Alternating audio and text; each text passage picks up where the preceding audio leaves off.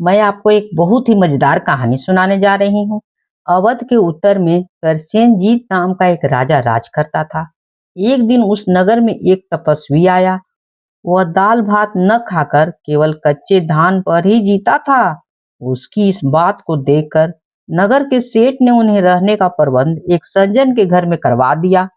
नगर का सेठ उसके लिए प्रतिदिन धान भेजा और कुछ नगदी असरफियां भी भेजता था। तपस्वी को पूरा त्यागी समझकर नगर के अन्य व्यापारी भी उसे दान दक्षिणा दे जाते थे। वो तपस्वी कंजूस विचार का था। जब उसके पास 1,000 दिनार जमा हो गए, तब उसने उन्हें मिट्टी के छोटे से कलश में डाला और जंगल की ओर चल दिया। घने जंगल में उसने यह धन एक पेड़ के नीचे गाड़ दिया।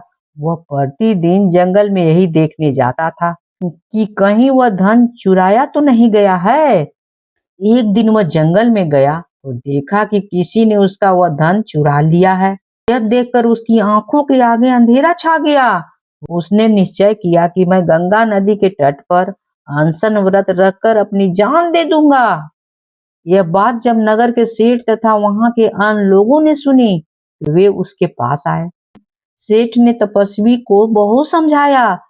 तपस्वी देवता, धन के खो जाने से मृत्यु का वर्ण करना अच्छा नहीं है। धन दौलत तो धूप छांव के समान है, अतः इसके लिए इतना शोक करना व्यर्थ है। पर वह तपस्वी अपनी बात पर अटल रहा। वह अपना दंड कमंडल उठाकर गंगा तट की ओर चल पड़ा। यह बात जब राजा प्रसेनजीत के कानों में पहुंची, तो उन्होंने राज कर्मचारियों को तपस्वी के पीछे दौड़ाया, जो उन्हें लौटाकर ही ले आए। राजा ने उनकी कहानी सुनी। उसने पूछा, तपस्वी देवता, आपने जहां धन दबा कर रखा था, वहां कोई निशानी भी रहती थी? तपस्वी ने कहा, हाँ महाराज, मैंने वह धन जंगल में एक छोटे से पेड़ के नीचे दबाया था। वही उसकी निशानी थी। इस पर राजा बोला, आप धीरज रखिए, मैं स्वयं उस धन की खोज करके आपको लौटा दूंगा। आप मरने का अनशन छोड़ दीजिए, ऐसा करना पाप है। राजा सीधा अपने शयन कक्ष में गया और वहां लेट गया और सिर दर्द का बहाना किया। राजा को सिर दर्द होने की सूचना पाकर नगर के वैद्यों का राजमहल में आना शुरू हो गया। वे एक एक करके आते और अपना उपचार करके चले जाते।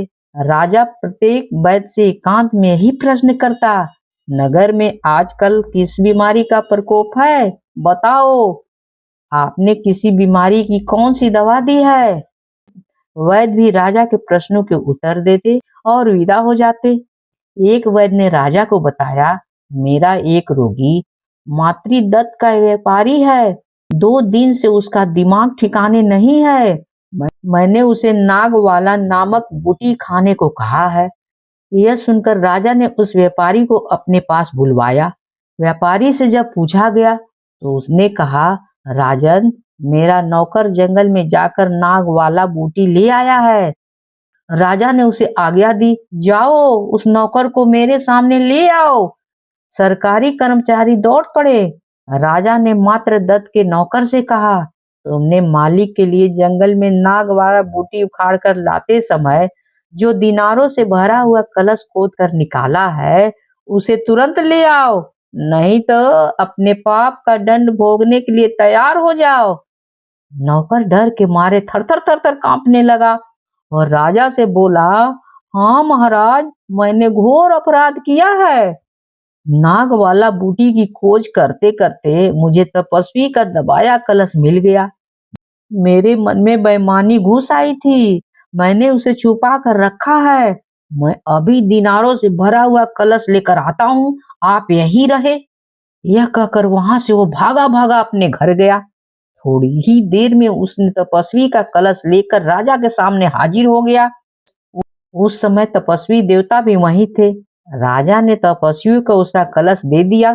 राजा के चतुराई पूर्ण न्याय से सभी नगरवासी बहुत प्रसन्न हुए और वे उनकी प्रशंसा करके जय जयकार करने लगे।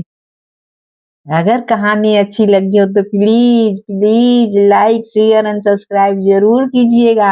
आप लोग तो भूल जाते हैं, मत भूलिएगा ना। कहानी होती है समाप्त।